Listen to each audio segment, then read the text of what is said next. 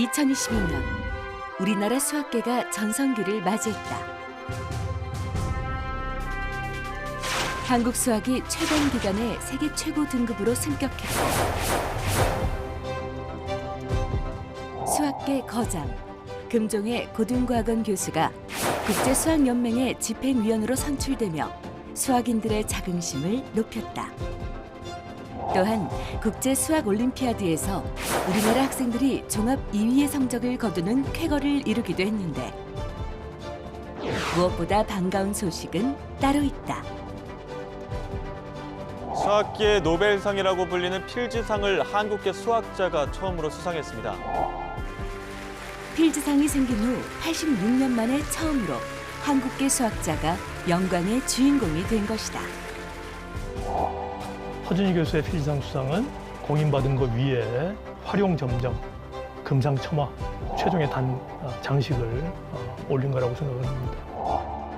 한국의 수학적 위상이 명실상부 세계적인 수준에 도달했다는 평가를 받고 있는 지금 우리나라 수학 교육의 현실은 어떨까? 수학 시간 되는 게 좀 너무 힘들어요. 수학은 다른 과목 공부하는 것처럼 결과가 많이 안 나오다 보니까 수포자, 즉 수학을 포기한 사람이라는 말이 널리 쓰일 정도로 수학 공부에 어려움을 느끼는 아이들. 미래학자 엘빈 토플러는 한국의 수학 교육에 대해 뼈아픈 조언을 건네기도 했는데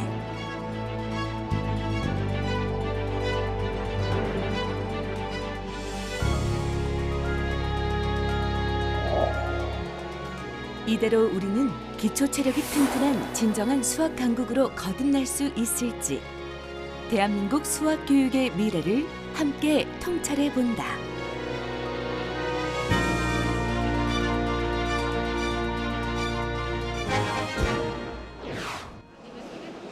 지난 6월 22일 인천국제공항.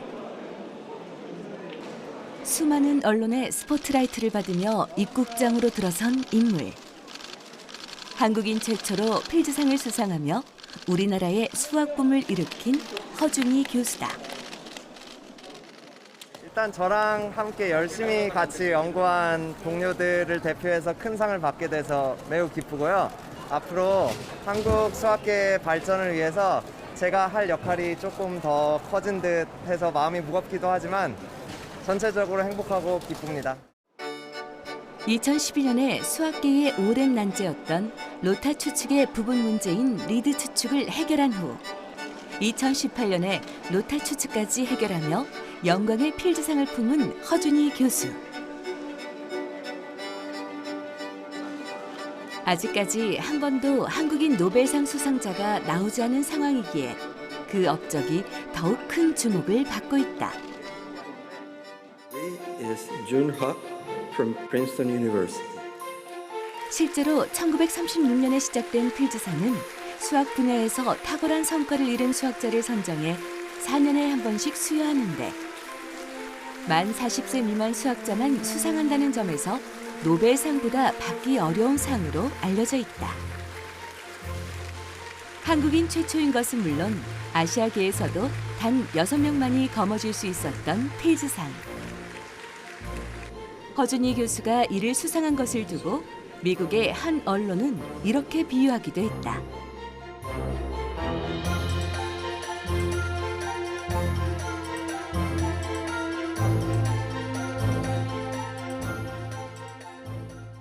사실 한국은 현대적 개념의 수학의 역사가 비교적 짧은 편이다. 국제수학연맹의 경우 가입 여부 자체가 해당 국가의 수학 실력으로 여겨지는데 우리나라가 가입한 것은 1981년.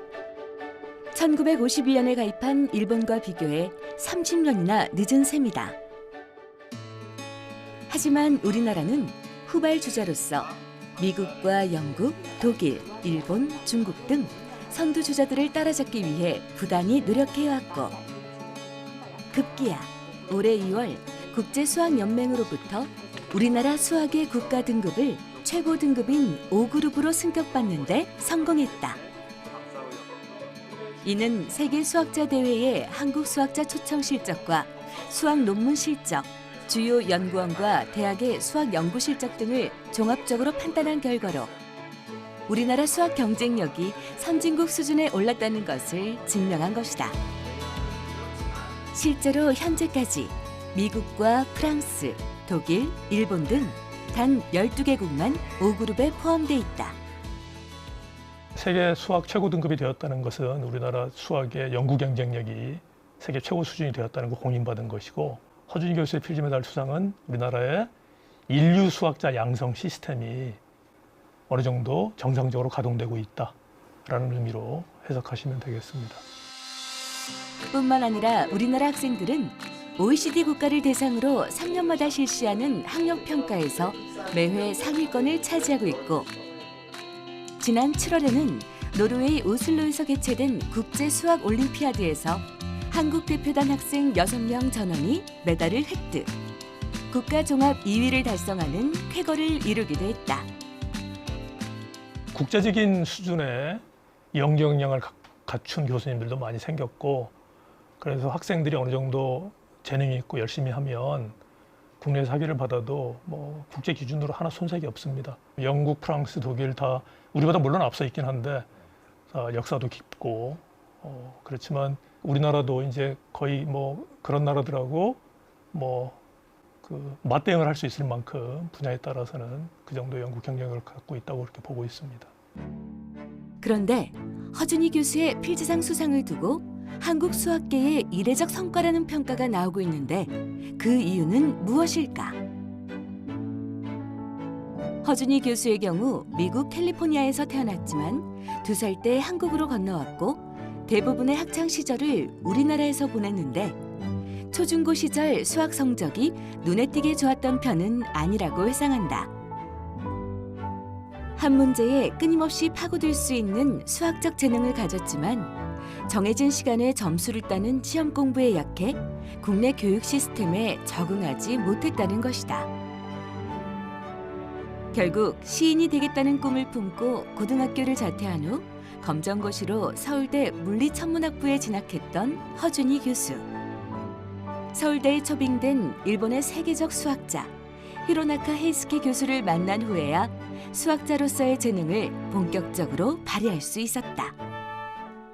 When I was young, math was like a faraway land, surrounded by giant walls that I could not climb. I grew up in Korea and I dreamed of becoming a poet to express the inexpressible. I eventually learned that mathematics is a way of doing that.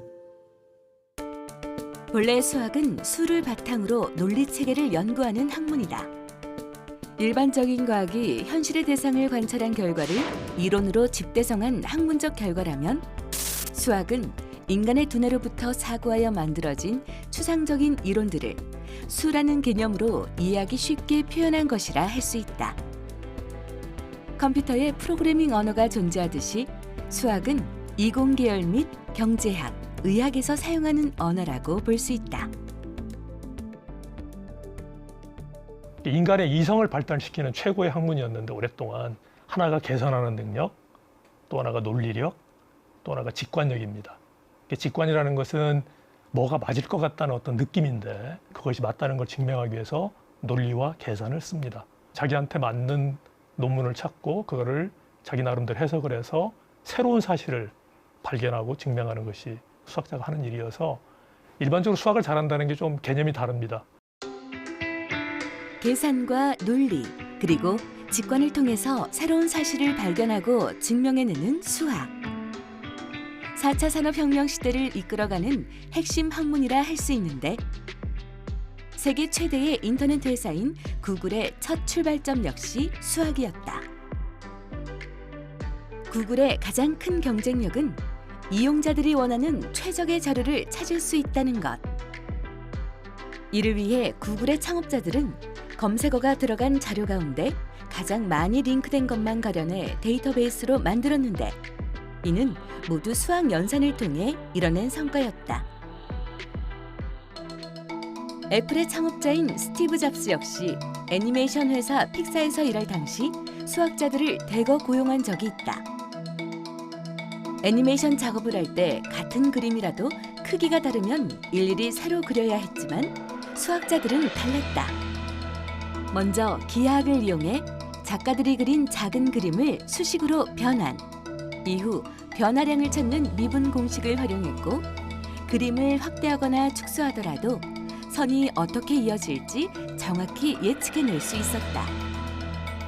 덕분에 제작 기간이나 투자비를 훨씬 줄이면서도 보다 생생한 애니메이션 제작이 가능했던 것이다. 뿐만 아니라 전 세계를 뒤흔든 팬데믹 상황에서 코로나19의 확산 추이와 경로를 예측하는 데에도 수학이 적극 활용됐다. 세상의 모든 문제는 수학으로 해결된다는 말이 있듯 이미 우리 일상 곳곳에 수학이 쓰이고 있고 기술 발전이 이뤄질수록 그 활용 범위가 무궁무진하게 확대되고 있다. 과거의 수학은 그냥 수학자들의 유의 같은 거였죠. 그러니까 사실은 수학자들은 자기가 하는 수학이 실생활에 어떻게 쓰일 거라고 예상하고 하는 분들은 거의 없습니다. 그야말로 호기심에 기반해서 수학자가 아름다움에 빠져서 수학 연구를 하는데 오히려 그렇기 때문에 수학이 더 실생활에 많이 쓰이지 않나 그렇게 생각을 합니다. 현대 들어와서는 뭐 4차 산업혁명 시대 AI, 뭐 빅데이터 이런 걸 하는 데는 수학이 뭐 기반이 되지 않고는 거의 할 수 있는 게 거의 없고요. 앞으로 산업 트렌드가 좀 더 바뀌어서 AI가 다른 형식으로 진화한다 하더라도 역시 기반은 수학으로 꼭 요긴한 과목으로 수학이 남아 있을 겁니다. 그렇다면 실제 수학자들은 어떤 연구를 통해 수학이라는 학문에 도전해 나가고 있을까? 우리나라 수학계를 이끄는 젊은 수학자 중 한 명인 고등과학원 최경수 교수를 만나봤다. 최경수 교수는 서울대 수리과학부를 졸업한 뒤 미국 컬럼비아대에서 박사과정을 마치고 고등과학원 수학부 교수로 임용됐다. 이후 곡률기하학의 문제를 미분 방정식을 이용해 설명한 연구로 학계에 이름을 알렸다. 저는 미분 방정식을 이용해서 그 기하학을 연구하는 기하학적 해석학을 연구하고 있습니다.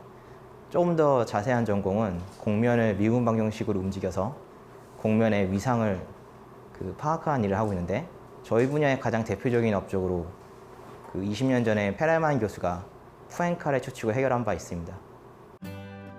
최경수 교수는 미분 방정식을 연구, 이를 이용해 미분 기하학 및 위상수학 연구에 응용하고 있다. 비눗방울부터 블랙홀까지 많은 미분 기하학 연구 대상들은 미분 방정식의 이론으로 연구할 수 있는데 이런 연구 성과를 인정받아 2020년 상산 젊은 수학자상 등을 수상하며 차기 필즈상 후보로 거론되는 젊은 수학자 중 한 명이다. 그런데 그는 어린 시절부터 수학 분야에 있어 뛰어난 영재나 천재는 아니었다고 한다.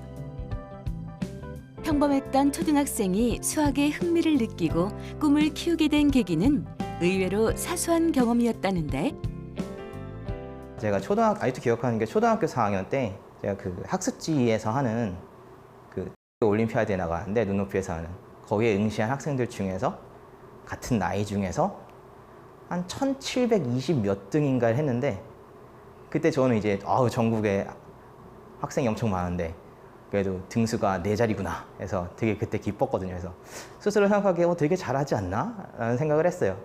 사실 이제 그때 그 올림피아드에 응시한 학생들은 거의 없었겠죠. 그래도 어쨌든 스스로 나 수학 잘하나 보다라고 착각을 해서 좀 더 관심을 가지고 열심히 공부하기 시작했는데 공부를 열심히 하니까 또 등수가 올라가더라고요. 네, 그래서 그게 좋은 경험이 되었던 것 같아요. 이후 최경수 교수는 고등학교 2학년이었던 2003년 국제수학올림피아드에 출전, 은메달을 수상하는 기쁨을 안았다. 대학과 대학원에서 수학을 공부하면서도 계속해서 진로에 대한 고민이 있었지만 그럼에도 그를 다시 수학에 매진하게 만든 건 또 한 번의 경험이었다고 한다.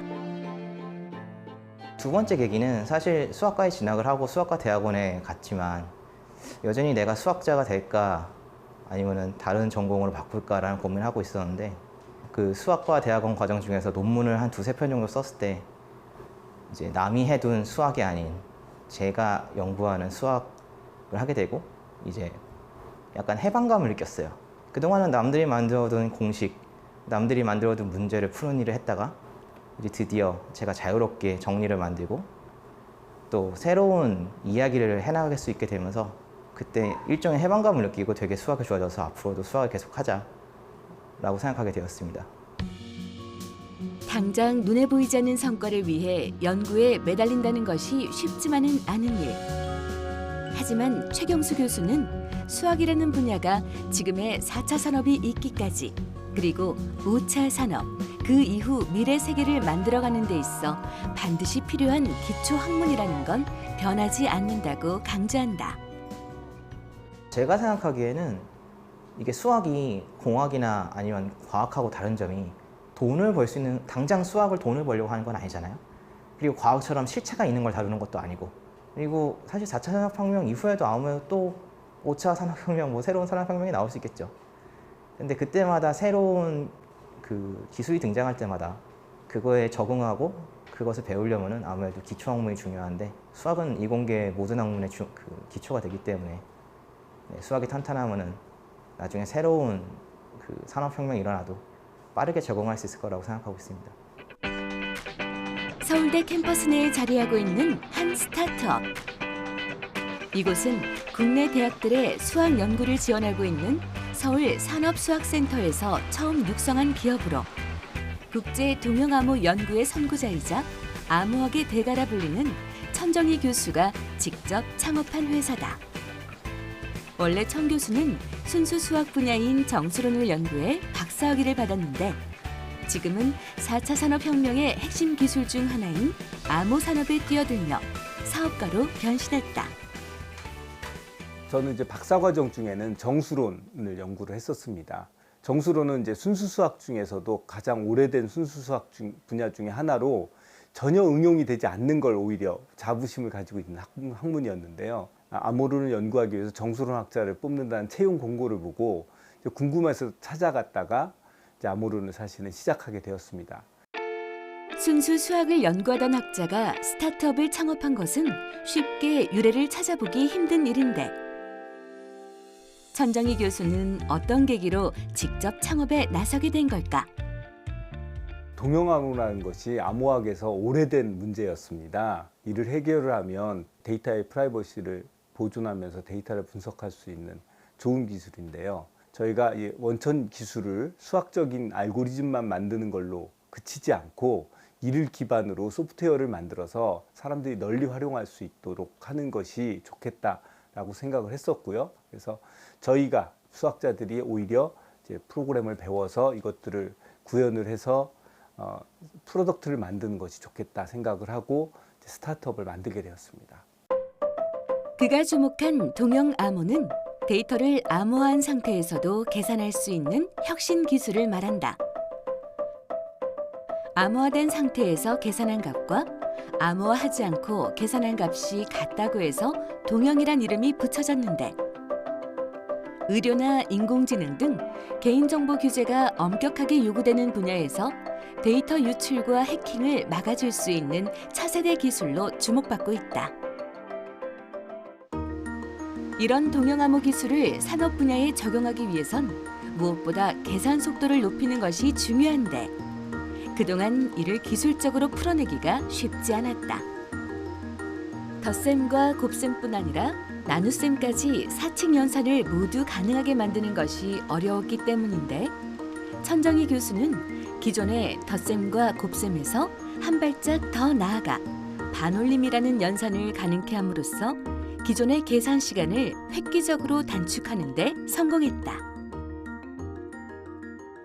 완전한 나눗셈은 아니지만 반올림을 할 수 있는 동형암호라는 걸 만들게 됐고 우리가 하는 대부분의 데이터 분석을 이 세 개의 연산을 반복하면서 만들 수가 있게 된 것입니다. 특히 최근에 각광을 받고 있는 머신러닝은 이 세 개의 연산을 반복을 하면 상당히 효율적으로 할 수 있게 되어서 이 동형암호가 프라이버시 보존 데이터 분석 혹은 프라이버시 보존 머신러닝에 획기적인 전기를 마련하게 된 것이죠.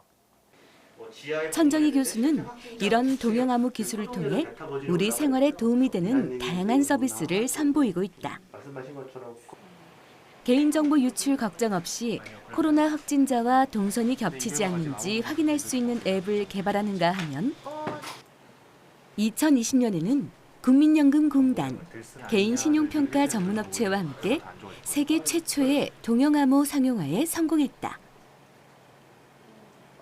개인정보는 모두 동영암호라는 금고 안에서 처리를 하고 그것을 기반으로 만들어진 새로운 신용평가 모델만 금고에서 꺼내게 됨으로써 개인정보를 완전히 보호하면서 양쪽 데이터를 결합하여 분석하는 일이 가능하게 된 것입니다.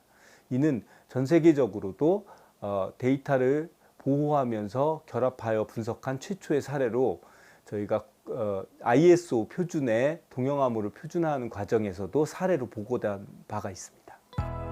앞으로는 금융, 의료 등 다양한 산업 분야에 활용될 수 있을 것으로 기대되는 동영암호 기술.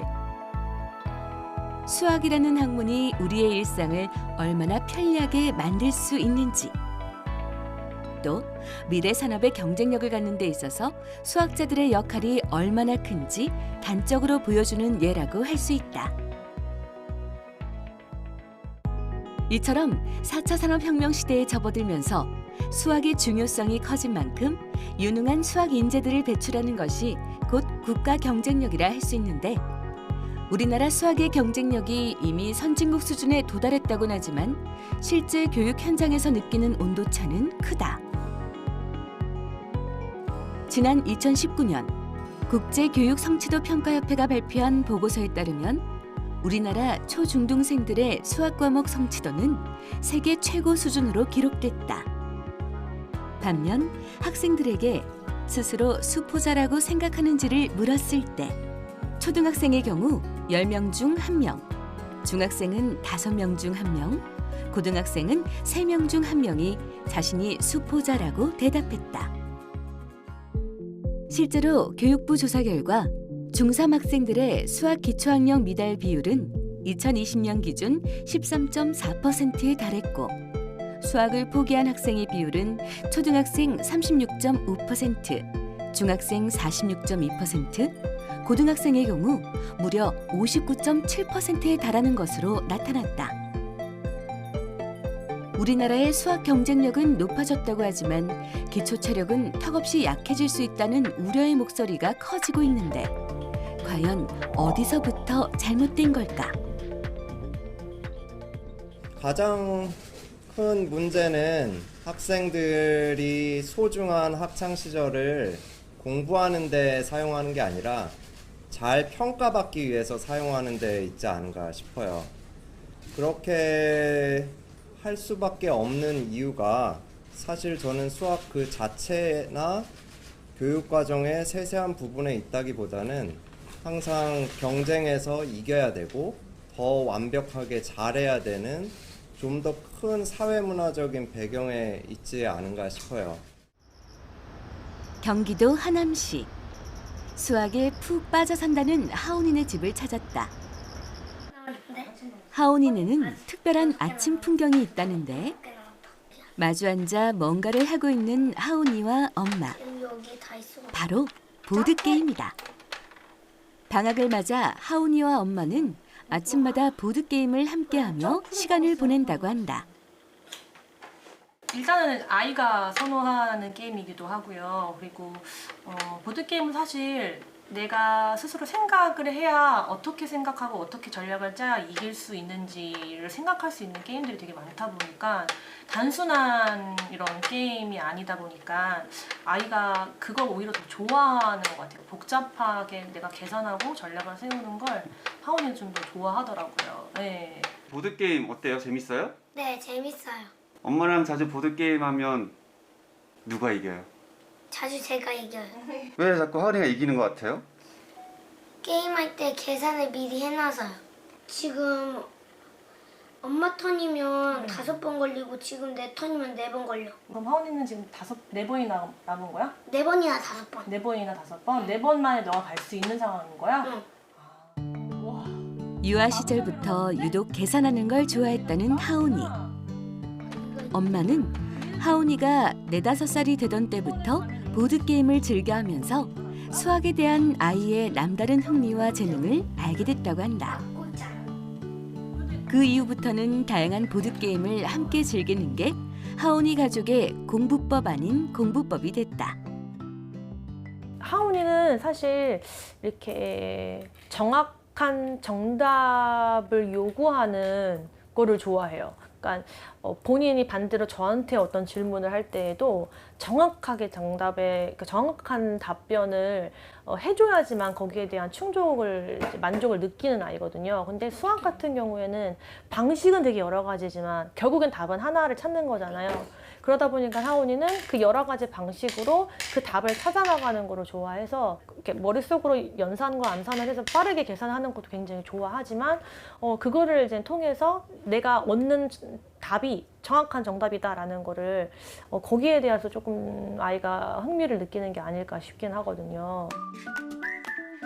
아침 보드게임이 끝난 뒤 엄마가 점심 식사 준비에 나섰다. 그 시간 하온이는 뭘 하고 있나 봤더니 책상에 앉아 수학 문제를 풀고 있는 모습이다. 한껏 집중한 하온이. 아직은 고사리 같은 손으로 수학 문제를 하나씩 풀어나갈 때마다 하온이의 성취감도 쑥쑥 자라난다.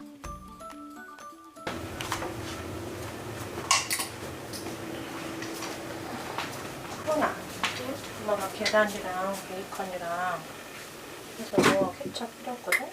끝까지 갔어? 응. 와. 그래. 됐어. 다 넣었어요. 끝까지. 실제 하온이는 7살 때 수학 사고력 테스트에서 전국 상위권에 든다는 결과를 받았을 만큼 또래 아이들보다 문제를 풀고 이해하는 능력이 앞서고 있다. 엄마는 수학에 흥미를 느끼고 스스로 공부하는 하온이를 보면 대견하면서도 또 한편으로는 걱정스러운 마음이 든다고 한다. 얘를 이제 앞으로 내가 어떻게 키워야 되지? 내가 얘한테 뭘 해줄 수 있을까? 이 아이의 잠재력이 사라지면 어떡하지? 라는 그런 걱정도 들기도 하고요. 우리나라에서는 어쨌든 아이를 키워나갈 때 결과와 성적을 낼 수밖에 없는 사회 구조잖아요. 제가 초등학교 아이를 키우는 엄마이기도 하지만 사실은 현장에서 아이들을 가르치고 있거든요. 네, 초등학생부터 중학생, 고등학생까지 친구들을 만나보면 선생님이 정해준 답을 미리 보고 외우는 거예요. 근데 내가 그 문제를 스스로 파악해서 풀이하고 답까지 가는 그 과정을 아이들이 사실 잘 못 견뎌 하더라고요. 그래서 정해진 답을 외워서 푸는 거지 내가 이 문제를 중간에 어떤 식으로 바꿔보고 또 어떻게 해야 빨리 도달할 수 있는지를 생각하는 시간이나 이 생각하는 사고의 능력이나 이런 것들을 잘 키워주지 못하는 게 아닌가라는 생각이 좀 들어요. 주입식 교육의 한계에서 벗어나 하온이가 마음껏 수학을 즐겼으면 좋겠다는 엄마. 실제 하온이처럼 수학을 즐기는 아이들은 논리적 사고와 상상력, 문제 해결력이 발달하는 것으로 알려져 있다. 수학을 단순히 학습적인 측면으로 보지 말아야 한다는 것도 이런 이유이다. 논리력, 인간의 이성을 발달시키는 최고의 학문이었는데 오랫동안 어느 순간 입시에 치이면서 그냥 단순 도구 과목, 수학 시간에만 하는 과목처럼 전락한 거죠. 근데 원래 수학은 생각하는 힘을 길러주는 그런 과목이어야 되는데 그런 과목이었었고, 근데 좀 현재 좀 잘못 약간 왜곡된 그런 측면이 좀 있습니다. 하지만 하온이처럼 어린 시절 수학을 좋아했던 아이들도 점점 학년이 오를수록 번아웃 현상을 겪게 되는 일도 비일비재하다는 것이 문제. 그렇다면 수학을 단순 공부가 아닌 하나의 놀이로 그리고 사고력을 확장시켜 나가는 도구로 활용하기 위한 방법은 무엇일까? 그 답을 찾기 위해 충북 청주의 한 초등학교를 찾았다. 학교 안에 있는 작은 숲에서 수업을 진행하는 선생님. 자연 속에서 수학을 체험하기 위해서라는데 이거 어때? 이거 아니야? 학교 숲길 곳곳에 피어난 꽃잎을 하나둘 세기 시작하는 아이들.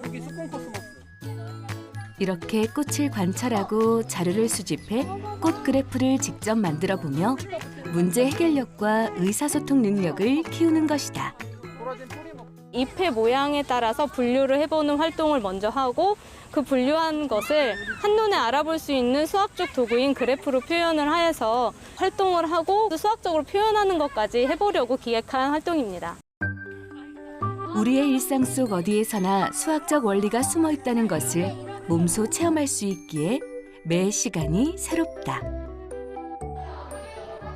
이번엔 고학년과 저학년 아이들이 함께 모여 보드게임을 통해 수학을 배우는 시간. 딱딱한 책 대신 아이들끼리 서로 어울리며 자연스럽게 수와 연산을 익힐 수 있는 기회를 마련한 것이다.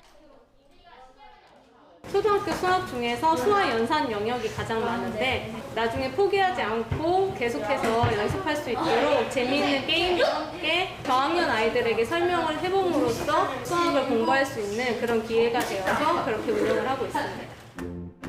저학년 아이들은 고학년 아이들과 게임을 하면서 자연스럽게 연산을 습득하고 고학년 아이들은 저학년 아이들에게 연산을 가르치며 기초를 다질 수 있으니 그야말로 일석이조다.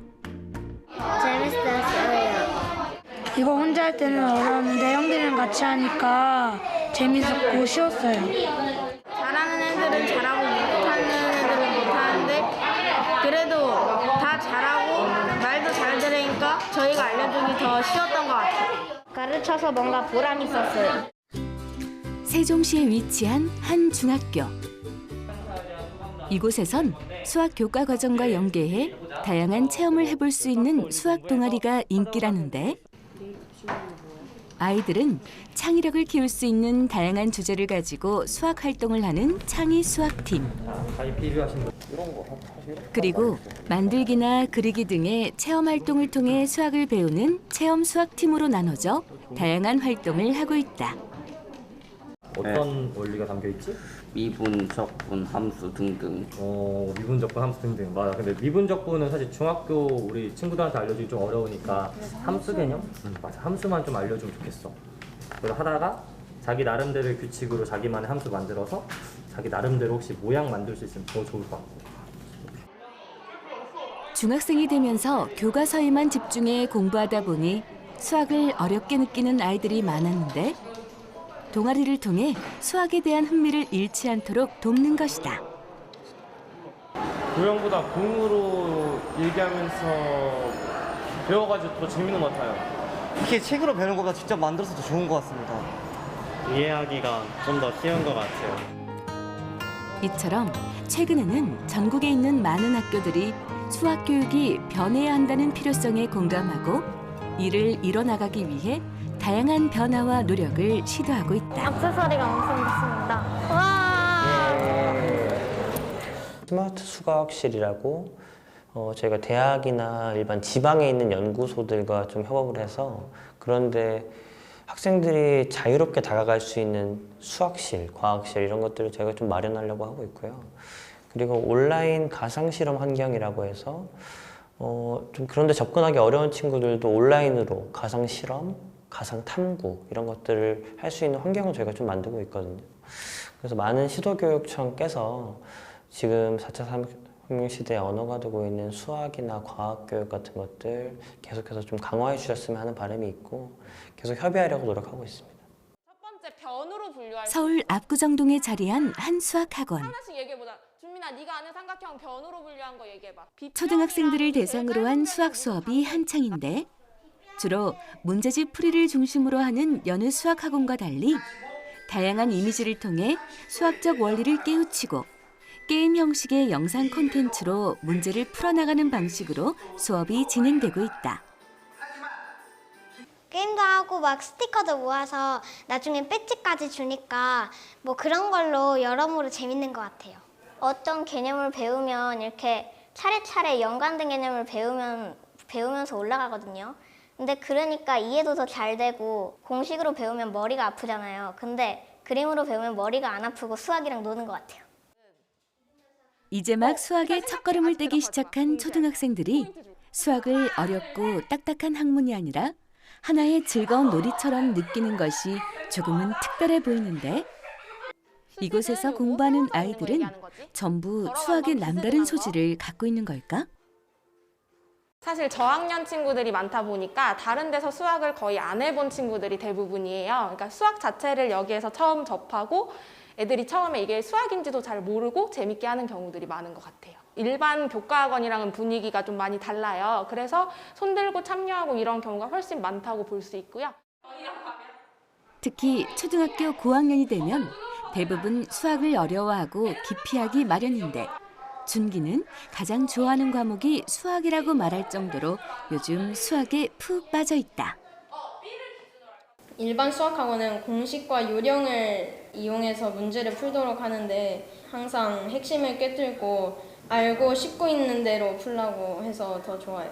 준기는 많이 생각하는 힘을 많이 기른 것 같아요. 그래서 다른 과목에서도 어려운 문제를 만났을 때 그걸 어떻게 풀지 많이 생각을 해보고 또 다른 해결 방법을 찾아보고 준민이 같은 경우에는 어떤 걸 설명할 때 그림이나 도식화로 해서 설명하는 걸 되게 좋아하거든요. 그래서 준민이 밑에 이제 또 어린 동생이 있는데 준민이 동생에게 뭐 설명을 할 때도 그림이나 이렇게 도식으로 해서 설명을 하려는 걸 많이 보고 있어요. 그래서 그런 부분들이 아이들이 학습하는 데서 많이 도움이 되고 있다고 생각을 해요.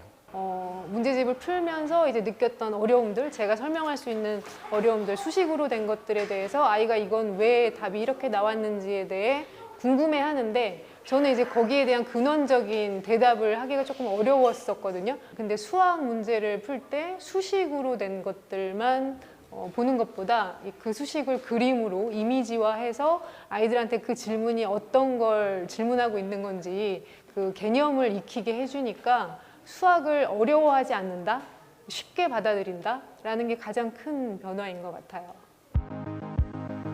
이 아이들은 어떻게 수학의 재미를 느끼고 스스로 공부하는 힘을 키울 수 있었던 걸까? 그 비밀의 열쇠를 풀기 위해서 찾아간 곳은 서울 강남의 한 사무실. 바로 국내 1세대 인공지능 연구자이자 우리나라 수학 교육의 새로운 길을 제시하고 있는 조봉환 대표를 만나기 위해서다.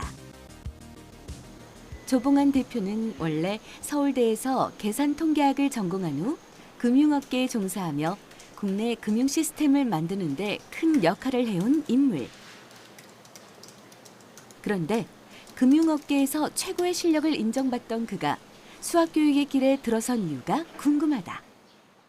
우리 딸이 시험 문제를 가져왔어요. 6x는 48 했는데 감점을 맞았어요. 왜냐면 거기다 8을 그냥 답이 8이라고 해가지고 양쪽을 6으로 안 나눴다고 해가지고 그래서 이건 진짜 큰 문제다. 이런 것들은 문제에 답을 내기 위한 그냥 해결책이에요. 우리가 사람으로서 문제를 푸는 능력이라는 것은 그게 아니거든요. 그래서 배움 하나하나에다가 상상력과 그런 융합과 단순히 보는 힘, 이런 문제 해결 능력을 키워주는 그런 게 필요하겠구나. 딸아이를 키우면서 수학을 가르치는 방법에 대해 많은 고민을 해온 조봉환 대표. 그는 수학 교육의 변화가 구구단을 외우지 않는 것에서 시작된다고 강조해 왔는데 구구단을 외우는 순간 공식에 의존하기 때문에 사고력을 키우는데 많은 제약이 생길 수밖에 없다는 얘기다. 아이의 머릿속에서 막 머리가 움직일 수 있게 만들어줘야 되는데 우리는 이것은 이렇게 푸는 거야 하고 이제 주입을 넣는 경우가 많아요. 그 구구단이 대표적인 거죠.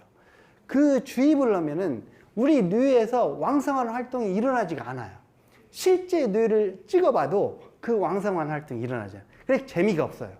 그리고 왕성한 활동이 안 일어나니까 러닝이 안 일어나요. 그래서 기계적인 계산을 막 5자리 곱하기 4자리를 아무리 빨리 한다고 한들 머리가 발전되는 건 하나도 없어요. 공식 대신 다양한 시각화 자료를 통해서 문제 해결 능력을 키우도록 돕는 것. 이를 위해 조봉환 대표는 회사 구성원들과 함께 수시로 아이디어 회의를 진행하고 있다. 실제 아이들이 이 정육면체를 가지고 하나씩 뜯어보고 이 밑면과 밑면이 같다는 거를 같이 대보면서 체험할 수 있게 만들었어요. 그래서 실제 이렇게 세 개 놨을 때 같은 모양이고, 그래서 정육면체를 잘랐을 때 3분의 1이라고 이해할 수 있게. 이거 저희 고등학교 때 미적분 배울 때 당연하게 외우던 거잖아요. 그냥 공식 자체를. 맞아요. 근데 이거를 애들한테 그냥 이 사각뿔 정육면체로 증명해 보일 수가 있어요. 어떻게 하면 아이들이 수학적 원리와 사고를 재미있게 깨우칠 수 있을지 함께 고민하고 다양한 영감과 의견을 나누는 과정이다. 아이들이 궁금해하는 점을 더 위주로 생각을 하다 보니까 예를 들어서 애호박 같은 데서도 원기둥 모양을 만들고 거기서 잘랐을 때 단면이 원이 나오잖아요. 또는 비스듬하게 잘랐을 땐 타원이 나오고 이런 식으로 아이들이 직접 만져보고 느낄 수 있게 더 찾아보는 것 같아요. 이곳은 세종시에 위치한 한 수학체험센터. 수학교육 현장에 새로운 변화의 바람이 필요한 지금. 각 지자체에서도 수학 인재를 양성하기 위해 많은 노력을 기울이고 있다. 세종교육원이 시 최초로 건립한 수학체험시설로 지난 7월 개관한 이후 많은 체험객들을 맡고 있다. 먼저 1층에 조성된 창의체험실에서는 교사들이 연구를 통해 개발한 약 70여 종의 전시 콘텐츠를 직접 만지고 체험하면서 수학의 원리를 깨달을 수 있다. 또한 수학 클리닉실, 초중등 체험교실 등 수학학습에 어려움을 겪는 학생들이 다양한 수학을 만날 수 있는 장소들이 갖춰져 있다. 센터에서는 학생들의 눈높이에 맞는 다양한 프로그램을 진행하고 있는데 그중 초등학생을 대상으로 하는 찾아오는 수학체험교실 프로그램은 신청 접수 5분 만에 마감될 만큼 인기가 높다고 한다. 이거를 원래 책으로만 풀 때는 되게 재미가 없었는데 이렇게 직접 해보니까 더 재밌는 것 같아요. 요새는 학원이 애들이 너무 숫자에만 하다 보니까 좀 이 다른 수학 이런 걸 좀 가르쳐주고 싶은데 그런 데가 없더라고요. 그러다가 학교에서 우연히 봤는데 수학 개념이 전혀 다른 것들이 많아서 한번 놔보자. 이렇게 좋은 프로그램을 하는 데가 거의 없어요. 많은 사람들은 수학이 아직도 어려운 학문이다. 또 수학을 포기하고 있는 학생들이 증가하고 있는 추세입니다. 수학체험센터는 수학을 쉽고 재미있게 접함으로써 수학을 포기하는 학생들을 줄이고 또 교사, 학생, 시민들을 대상으로 수학을 친근하게 접하게 함으로써 수학 문화의 대중화를 앞장서는 데 건립 이유가 있다라고 할 수 있겠습니다. 2층으로 올라가면 세종 수학마을이 갖춰져 있다. 다양한 교구 활동을 통해 아이들은 나도 모르는 사이 수학과 가까워지게 된다.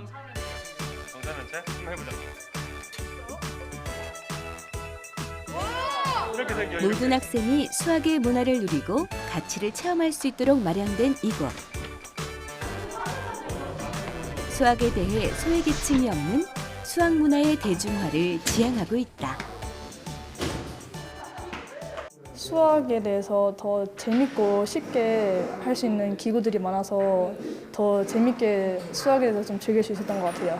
제가 학교에서 배운 거는 이제 막 정말 머리를 써서 막 풀어야 되는 것밖에 없는데 여기서는 되게 재밌게 더 수학을 더 체험해볼 수 있어서 더 즐거웠던 시간인 것 같아요. 마침 오늘은 방학을 맞아 특별한 프로그램도 열렸다. 초중학생을 대상으로 하는 수학 캠프. 이번 수업에서는 중학생을 대상으로 하는 4차원 입체 도형, 하이퍼스페이스를 만드는 과정이 이뤄진다. 막대를 이용해 정 20면체를 만들고 이것들을 연결하면 대형 하이퍼스페이스가 완성되는 것. 이를 통해 창의력은 물론 협동심까지 기를 수 있다. 신기한 것 같아요. 만드는 과정이. 신기하고 직접 만드는 게 재밌는 것 같아요. 교과서의 그림만 보면 이게 뭔가 좀 덜 입체적인데 이렇게 직접 만들어 보니까 더 입체적인 게 느껴져요. 그냥 그 책이나 그냥 문제풀이 위주로 해서 공부를 하는데 이렇게 만들어 보면 이제 이거 만들었다는 완성이나 삼각형 도형에 대한 그 다면체에 대한 걸 더 빠르게 이해할 수 있게끔. 한편 옆 교실에서는 수제자 교실이 한창이다. 수제자 교실에서는 전문 상담 지원단 교사가 수학이 어려운 아이들과 1:1 멘토링으로 수학 부진의 원인을 찾아내고 맞춤형 수업을 진행한다. 일단 수학 자체를 단순하게 문제풀이로만 알고 있던 아이들이 많았기 때문에 수학을 좀 놀이 활동이나 아니면 다양한 개념을 가지고 할 수 있는 활동들을 섞어서 가르쳐 주다 보니까 아이들이 훨씬 쉽고 재미있게 이해를 했고 수학에 많은 흥미를 느끼고 있어서 저도 굉장히 보람되게 느끼고 있습니다. 다시 가본 수학 캠프에서는 아이들이 하이퍼스페이스를 만드는데 여념이 없다. 교과서에 있는 도형은 평면적이어서 하이퍼스페이스와 같은 복잡한 구조의 도형을 이해하기란 쉽지 않지만 수학 캠프를 통해 도형을 직접 만들어 봄으로써 좀 더 입체적으로 도형을 이해할 수 있는 기회가 된 것이다. 이런 도형이 세상에 있는 거는 한 번도 상상해 본 적이 없어요. 근데 이걸 직접 만들어 보니까 어땠어요? 약간 뭔가 신기한 도형 같은 느낌이 들었어요. 문제풀이 위주의 수학에서 벗어나 직접 눈으로 보고 만지고 깨우치는 생활 속 수학을 체험한 아이들. 수학은 단순히 점수를 내기 위한 공부가 아닌 우리 생활 곳곳에 다양한 분야에 녹아있다는 것을 체험을 통해 깨닫게 되는 과정이다.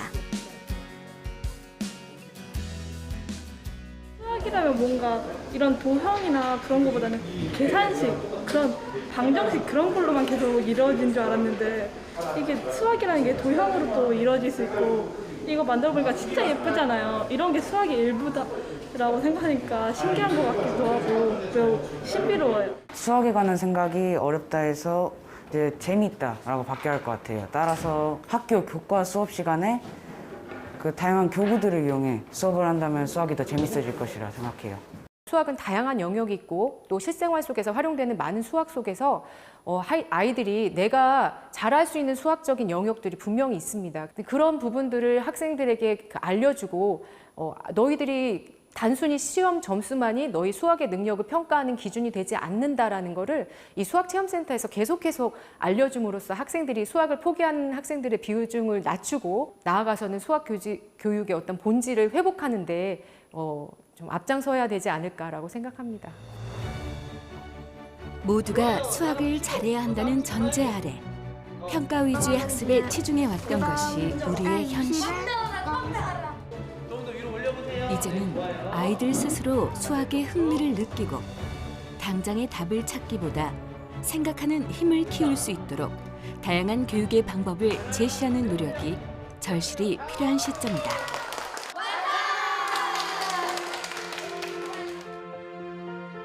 수학 실력이 곧 국가 경쟁력의 척도가 되는 시대. 더 이상 수학을 성적을 내기 위한 도구가 아닌 세상의 이치를 깨닫고 일상 속 원리를 탐구하는 학문으로서 교육적 가치를 되찾을 때 비로소 진정한 수학 강국으로 향하는 지름길이 열리지 않을까. 이것이 바로 지금 우리가 수학을 재발견해야 하는 이유다.